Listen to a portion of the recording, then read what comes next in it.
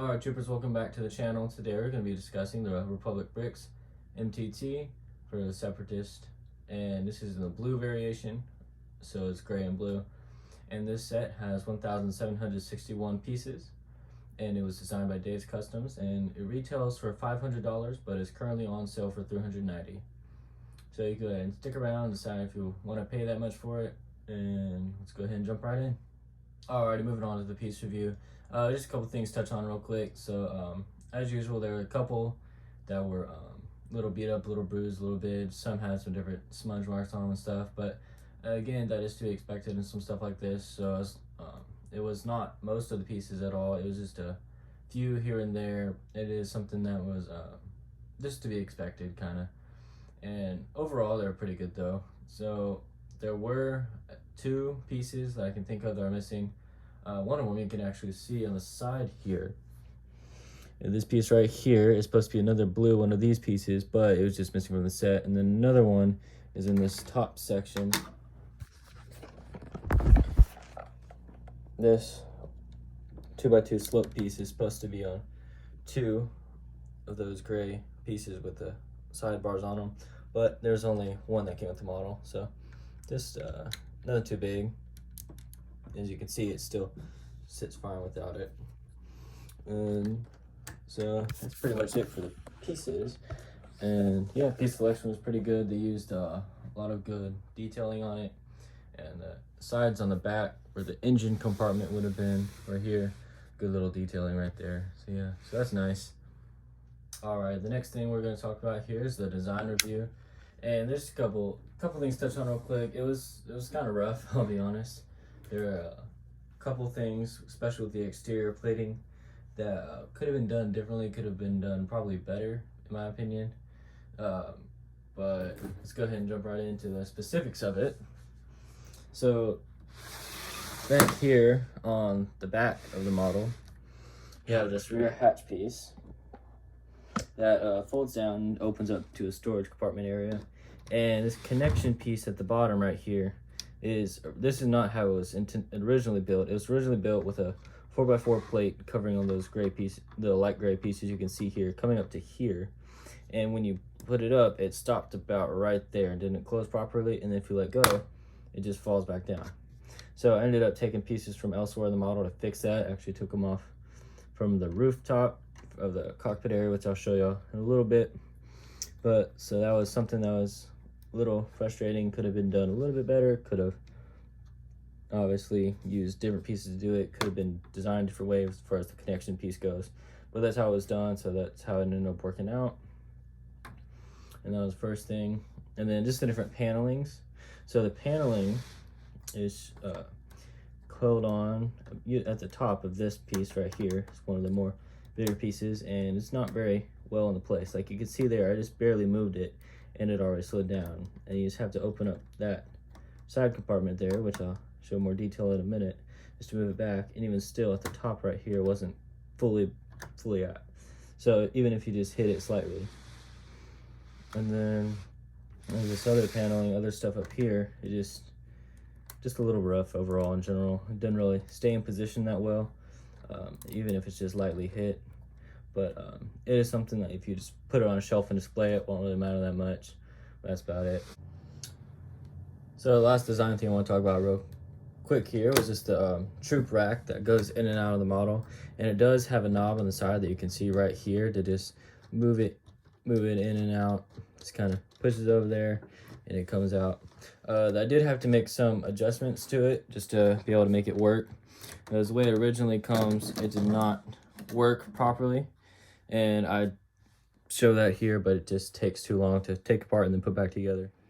So just in order to make it work here, I had to add some slope pieces right there. You can see at the bottom, just here and there, just on the bottom to keep it from sliding off the rails, because you can't really see it too well, but sliding back there, it does not have any different rails, any different mechanisms to keep it on that rail there.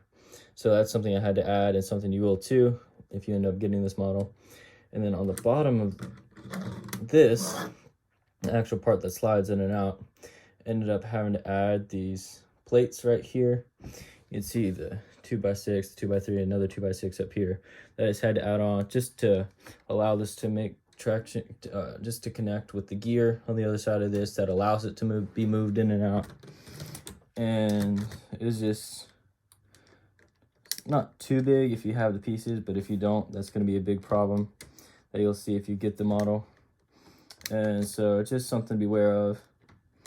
And then you can see here, this just pops in and out if you just push it in right.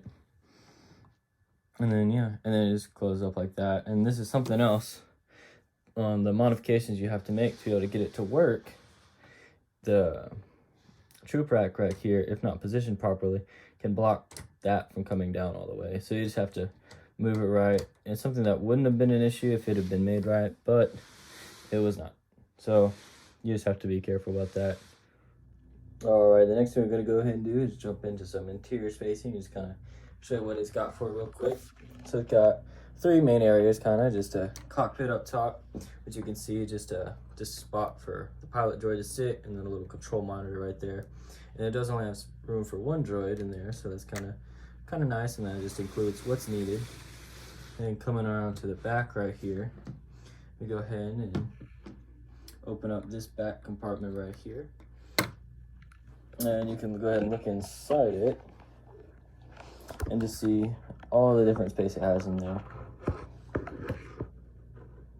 So it's got a pretty nice storage area that you can fit some things into, just different crates, different racks, either more drawers, just different stuff for the battlefield.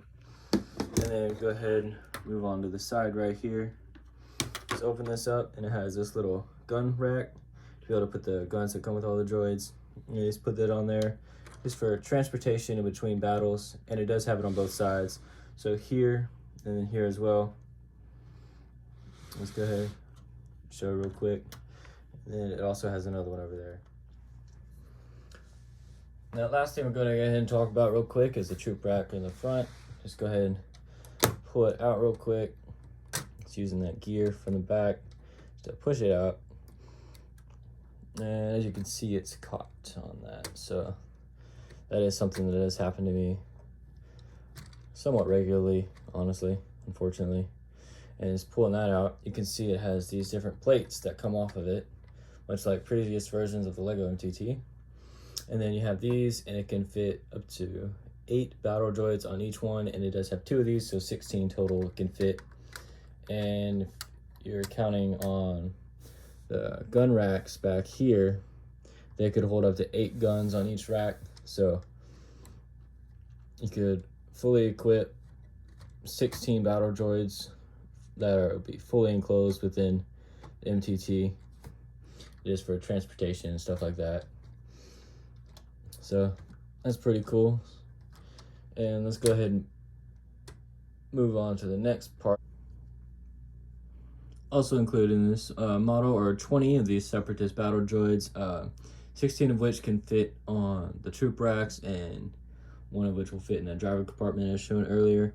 And so overall, it's pretty nice. It does leave you with 3 extra though, that you can just put kind of on the exterior if you wanted to recreate a little battle scene or whatever. Or you could put them in the back, the rear compartment, and just kind of watching that from behind. So just one more thing to talk about real quick here of the instructions. So can't really show them for y'all, but so I will go ahead and show the MTT in just 4 different positions while I talk about that. And the first one will be on from the front, then from each side, and the rear is the different positions I'm going to show y'all. Y'all just pause it if you like, just to be able to look at them look into it more detailed. But let's go ahead and talk about the instructions. So overall, they're pretty good, pretty thorough. They show all steps of the build. There are a couple times where, just like in other models, it does hide some of the things you see as far as the build goes, where you'll be building one thing on one side, and it'll show you to put pieces on the other side of the build that is hidden by the model. And so that's something to watch out for. And also, as with the Bad Batch shuttle that I did with one of my earlier reviews, it has a couple places in the build where you had to pull apart the model to be able to fit pieces in where they'd already built around it. And some pieces, it's just you take it off and then put it back on. Others, you have to physically pull some different Technic pieces apart just because they're already locked in place and can't really be moved around that much. But yeah, that's about it. And then we got one last logo quick. Yeah, so the instructions are pretty easy to follow with the exception of those things. It's just something to be aware about. So overall, it is a pretty good set. There's a couple things wrong with it, just a couple things that need to be fixed, a couple different things like say instructions, just different piece counts, stuff like that. Like the interior stuff with the troop rack, pushing that out, putting it in, just the stuff, just the slopes to keep it on the rails, and then extending the gear to be either lower or building up the rack itself to be a plate taller in order to properly connect with that gear there. So just something to be aware of when you build it. But overall, it's something I'd say if you really like the Separatist and you really like their vehicles and you really like Lego, I'd say go ahead and pick it up. But if you're not really a big fan of the Separatist, or you just kind of want something to play with, I would not get it. It's really a put it on the shelf and don't touch it again kind of set. It's definitely in the UCS line for a good reason, and something that if you like stuff like that, you would definitely enjoy this set. But yeah, so that's it for this week, and I'll go ahead and see y'all next week, guys.